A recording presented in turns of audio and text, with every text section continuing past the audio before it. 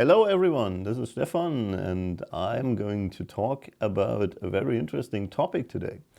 Last week we had the topic of how much retouching is enough, and today I'm going to talk about the opposite, how much retouching is needed, or is retouching needed at all. So this is a lot harder to explain because this has a lot to do with perception, and that's basically what I want to talk about today, because I think that's really important to understand the concept of perception. What is perception? Perception is like a filter between our surrounding and our senses and the stuff that we actually perceive. So that means, imagine a very busy road and you want to cross that road. And you have a lot of stuff to do. You have to see the cars coming by, you have to figure out when it's a good moment to actually cross that road. How fast are the cars? You have a lot of noises going on and maybe it's some smell. And you won't notice if there is someone with a red can that actually distracts in that image. You won't notice because that's not important for being alive in that moment. So our perception just fades it out and keeps us focused on what's important for us to survive. And that's really important. And that's because of, that happens because the informations are overwhelming. We have so many informations that we need to filter out the stuff that's really important for us. Example for my studio life or my photographer's life. My studio has a really interesting, sets me into a really interesting mood. When I enter the studio, it's like a really nice smell. It's like a mix of good food, electronics and hairspray. And I really like this. It's very special and very, yeah, it's a good place. It's a creative place. I like to being there. When I'm working with my team, it's also something that I really enjoy. So when I enter the studio, I'm instantly in a good mood or in an exceptional good mood. And when someone from the team usually brings a playlist for that shoot, we have a concept that we're bringing to life, so everything's like exciting. And then when we're working with the models, maybe the model has some kind of cute something that I think, well, that's really a nice, gives a nice touch to the image. Everything sets me into a certain mood, and that affects my perception. So that perception filter is also affected by music, by the mood, by the smell, by what I see and all that stuff.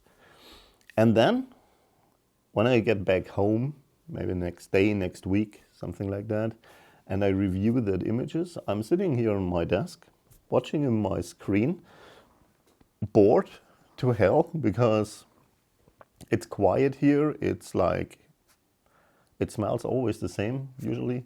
It's I have nothing else to do than watching this image, and it's like, you know, it's just one image. It's not a constant stream of images, not a constant stream of informations. I have all the time in the world to watch just one frame of what happened in the studio, and there is not much else going on.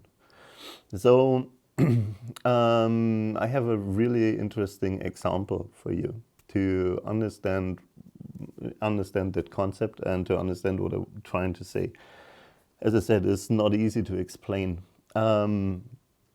We had one day we had a Red Epic in the studio, so a film camera that shoots RAW. and fairly high resolution. So we were actually able to film some stuff. So one of the crew had to put some lipstick on, and we just filmed a few seconds of video. And I'm going to show you this video. And yeah, let's just do this. So I'm jumping to Photoshop, and as I said, this is just a little bit of movement. It's just a visual thing that's going on, and it's like 3 seconds, 5 seconds, something like that.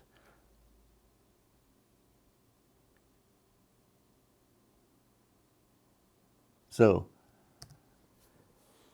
that was a lot of information for you. Actually, too much information to take it all in. And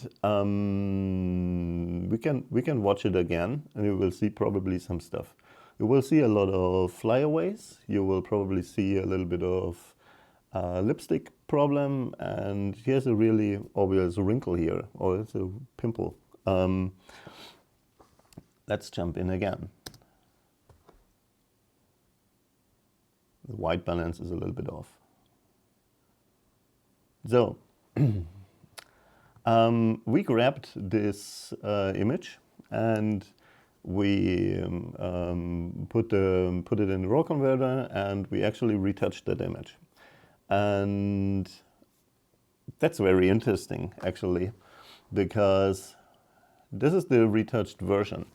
As you can see, we fixed the lip, we fixed the wrinkle here, and we fixed a little bit of the flyaways. So this is the stuff that's fixed and that was obvious in the video. You might have seen some more stuff going on, but most of the people just see these 3 things: the flyaways here, and the wrinkle here, and that lipstick here that wasn't perfect. So that's like the perceived image. What we actually did with this image, besides the color correction in the raw converter, because it was a little bit yellowish in the video, was this. So a lot of dodge and burn going on, a lot of shadows that are in the image, a lot of stuff that you won't notice in the video because it's too much information. That was fixed in post. And I think this is a really good example of perception and how we are overwhelmed by informations. And so I think to go back to the initial question, what is retouching about? How much retouching is needed? I think our job as retoucher is first to make the model look as good as possible. Not as good as in a unnatural way, but we try to get rid of distractions, stuff that we usually fade out in real life, and we try to make the model look as it's been the best day in their lives. So that's like without changing the character, just taking away the stuff that distracts, this imperfect in terms of you won't notice this in real life. For example, all the stuff that we're doing with dodge and burn, like and doing soft transitions in light and shadow, that's something that you won't notice this in the video or in real life, because it's just not important. And in the image, you suddenly see that stuff, and that's, if you jump in like a quarter of a second earlier, all the shadows are very different. So this is really also temporary stuff, and that's stuff that we need to fix, actually. And yeah, so I think this is really, really important. The perception is really a pain in the butt, because it's not only a filter, it also changes the perception, or it changes the information.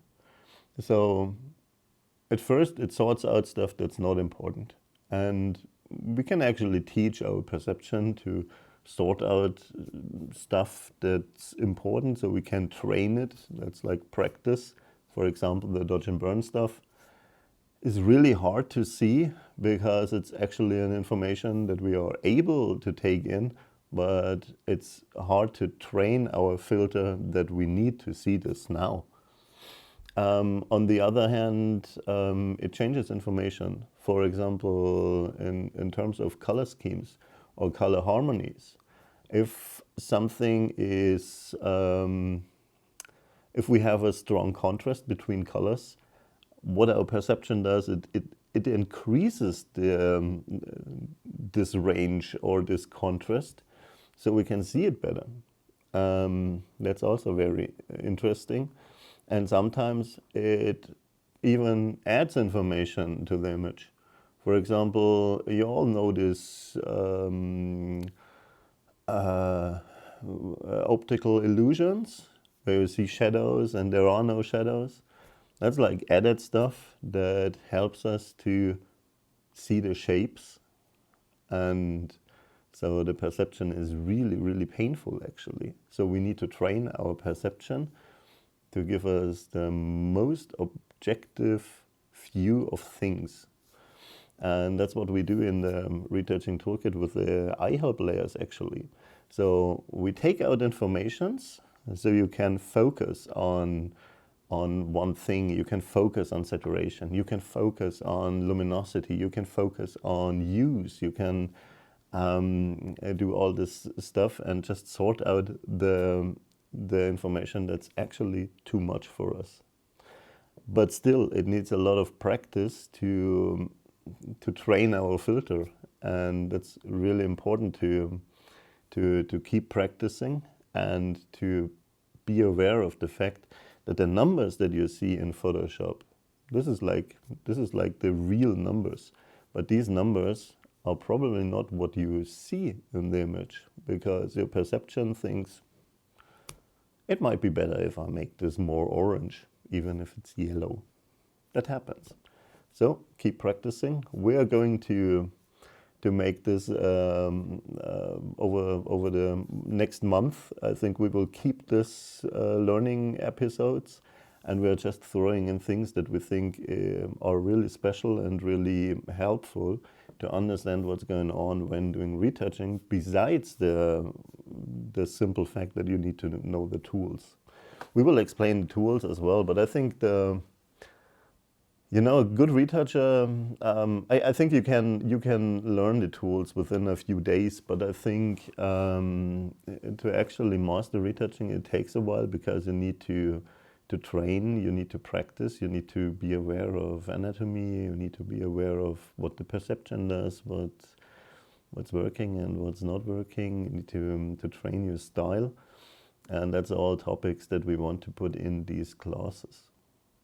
So if you think this is helpful, invite your friends. I said this in the last episode as well. I will repeat myself over and over and over again, because we really want to make this work, and we really want to make this group grow and being an awesome place for learning, teaching, and sharing ideas. Take care. This was Stefan. See you next time.